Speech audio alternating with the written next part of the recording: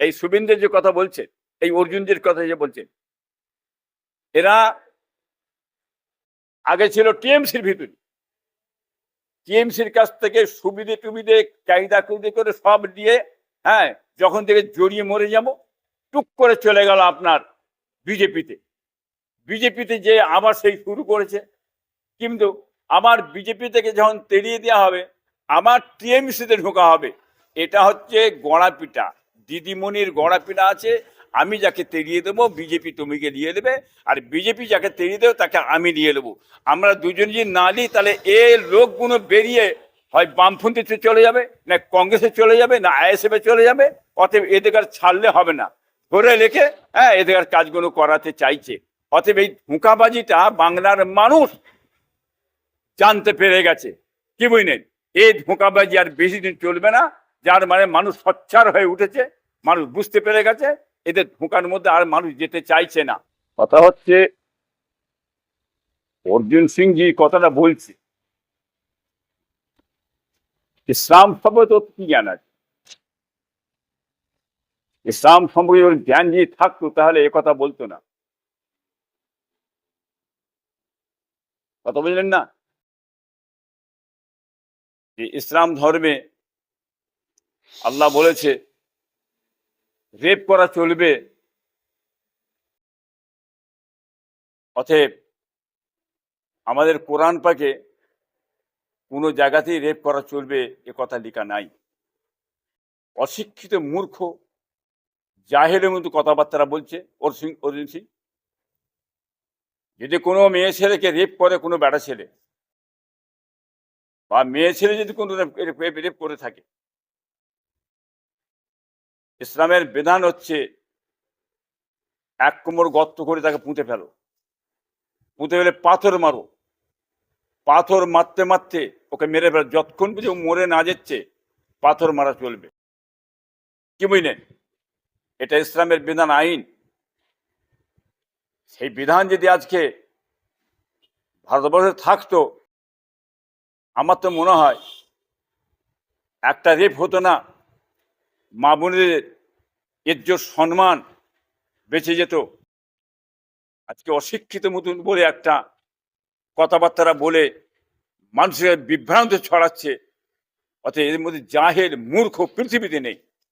এদের কালচারটা হচ্ছে সব সময় বিভাজন করে দাও, এক একটা দুর্নাম বদনাম করে মানুষের মধ্যে বিভেদ চালু করে দাও, সৃষ্টি করে দাও। এটাই হচ্ছে এদের কালচার। কেন? মানুষ জানতে পেরেছে এদের দৌড় কতদূর গেছে, এদের তো আর কোনো রাস্তা নেই, এদের তো রাস্তা বন্ধ হয়ে গেছে। বিজেপির তো আর কোনো রাস্তা নেই। দেশের কি করে উন্নয়ন হবে, কি করে চাকরি হবে, কর্ম হবে কি করে, দুটো মানুষ কি করে খাবে, পায়ে দাঁড়াবে, সেসব বাদ দিয়ে খালি ধর্ম ধর্ম ধর্ম ধর্ম। কে কি করছে না করছে গোঁজা মারো, ধর্মের উপরে গোঁজা মারো, মানুষের লক্ষ্যটা সরিয়ে দাও।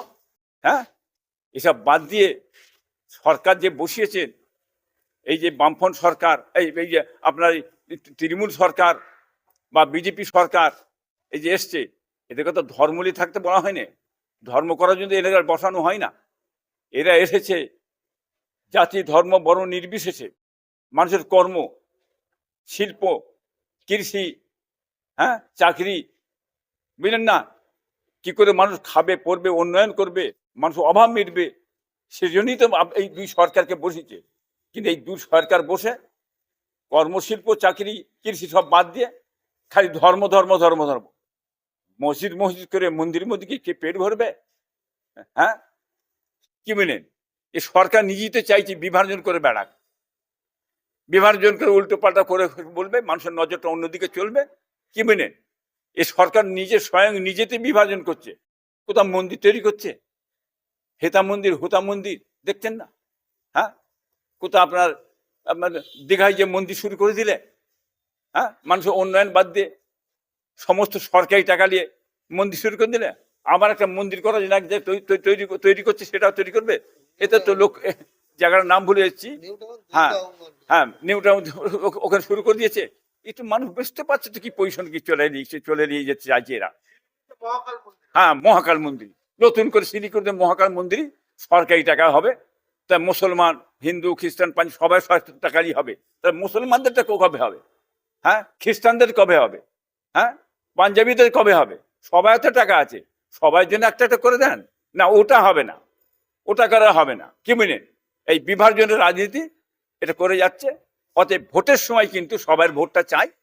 হ্যাঁ, এটা কিন্তু দরকার, সবাই ভোটটা চাই সবাই। কিন্তু কর্মসময় দিবার সময় হ্যাঁ একটা শ্রেণীকে দেওয়া হবে। যেমন ধরেন এই সরকার ক্ষমতায় এসেছে, আমাদের পশ্চিমা সরকার। এই সরকার কাদের সরকার? এই সরকার বামপন্থী সরকার? এই সরকার কি আইএসএফ সরকার না কংগ্রেস সরকার? না, এ সরকার হয়ে গেছে টিএমসি সরকার। কেন? যা কিছু কাজ কাম অন্যান্য যা কিছু দেওয়া হবে, ঘর দেওয়া হবে, আপনার টাকা দেওয়া হবে, আপনার বিধবা ভাতা দেওয়া হবে, লক্ষ্মী ভাণ্ডার দেওয়া হবে, সব টিএমসি ছেলেরা দেওয়া হবে, যারা কাজ কাম তাদের দেওয়া হবে। তাছাড়া অন্য দলমতের লোককে দেওয়া হবে না। এ সরকার তো পুরোপুরি টিএমসি সরকার, অন্য দলমতের সরকার নয়। গায়ে লাগলে তো হবে না। এটা তো সুবিধাবাদী, এইমাত্র সুবিধাবাদী। মানুষের চোখটা ঘোরাবার জন্যে, মুসলিমদের ভোটটা নেওয়ার জন্যে, হুঁকা মারার জন্যে এই অর্জুন সিং এসে হ্যাঁ ইফতার বসে যাচ্ছে, হিতা বসে, হুতা বসে যাচ্ছে। এর কারবারটা হয়েছে, এর কালচারটা এটা। কি বুঝলেন? অতএব একে চিনতে বাকি নেই, বাংলার মানুষ চিনে ফেলেছে। এখন দেখুন এদের কালচারটা কোথায় আছে।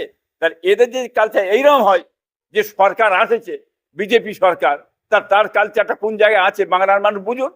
কি বুঝলেন? দেখুন আইএসএফ হ্যাঁ এই যদি কোনো কাজ করে, বামপন্থী যদি কোনো কাজ করে, তাদের লোককে ধরো, মারো, পেটো, জেল দাও। কি বুঝলেন? উপরন্ত থানায় এলে ঘুরিয়ে তাদের ঘাড়ি চেপিয়ে দাও, দিয়ে ভরে দাও। আর এই যে অর্জুন সিং বলো, আপনার শুভেন্দু বলো, এরা যেটা করবে এদের কিছু করা হবে না। কি বুঝলেন? এদের ঘরে সুযোগ সুবিধে দেওয়া আছে। এরা এদেরই লোক, দিদি মোদি দুজনেরই লোক। এরা যার নাম দিদি তার নাম মোদি। আর দিদি তো পাকা আরএসএস জানেন। আরএসএস এর বিরুদ্ধে আজ অব্দি একটা কথা বলার ক্ষমতা মমতার নেই। এটা আপনারা জানতে পারছেন নাকি? অতএব এদের ঘরে এই যে অভিনয় করছে, এই অভিনয়টা বাংলার মানুষ জেনে গেছে। কি বুঝলেন? এইভাবে ধমকানি চমকানি মেরে মুড়ে মানুষকে আর দেবিয়ে রাখা যাবে না। মানুষ কিন্তু সোচ্চার হয়েছে, প্রতিবাদ করতে শিখেছে। এই বাংলার মানুষকে বলবো, আপনারা প্রতিবাদ করুন, ময়দানে নামুন, নিজের জন্য আন্দোলন করুন, নিজের অধিকারের জন্য, নিজের চাকরির জন্য, শিল্পের জন্য, কর্মের জন্য আপনারা মানে আন্দোলন শুরু করুন। এরা এই আন্দোলন মন্ত্রটা করতে চাইছে। হ্যাঁ, ইনশাল্লাহ আশা করি আন্দোলন